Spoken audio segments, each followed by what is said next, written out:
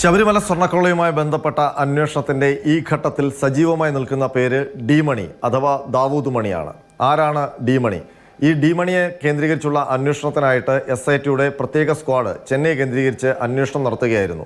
രമേശ് ചെന്നിത്തലയും അദ്ദേഹത്തിന്റെ സുഹൃത്തായ വിദേശ വ്യവസായിയുമാണ് ഡി മണി എന്ന വിഗ്രഹ കച്ചവടക്കാരന്റെ വിവരം അന്വേഷണ സംഘത്തിന് കൈമാറിയത്. അതിനുശേഷമാണ് ഈ പേര് പുറത്തു വരുന്നതും. ആ പേര് യഥാർത്ഥമാണോ? ഏതായാലും ഡി മണി ആരാണെന്ന് കണ്ടെത്താനാണ് SIT ചെന്നൈയിൽ കഴിഞ്ഞ ദിവസങ്ങളിലൊക്കെ അന്വേഷണം നടത്തിയത്. ഇന്നലെയോടെ ചില സൂചനകൾ SITക്ക് ലഭിച്ചു എന്നാണ് നമുക്ക് ലഭിക്കുന്ന വിവരം.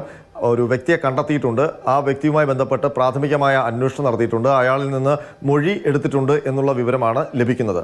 ഡി മണി എന്നുള്ളത് അയാളുടെ യഥാർത്ഥ പേരല്ല എന്നുള്ള വിവരവും വരുന്നുണ്ട്.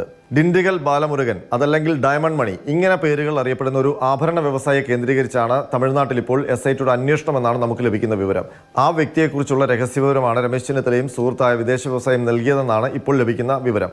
ഇയാൾ തിരുവനന്തപുരത്ത് എത്തിയതായിട്ടും സൂചനകൾ ലഭിച്ചിട്ടുണ്ടെന്ന് വിവരം ലഭിക്കുന്നുണ്ട്. ഏതായാലും അടുത്ത് തന്നെ ഡി മണിയെക്കുറിച്ചുള്ള എല്ലാ അഭ്യൂഹങ്ങളും മാറും എന്നുള്ളതാണ് SITയിൽ നിന്ന് ലഭിക്കുന്ന സൂചന.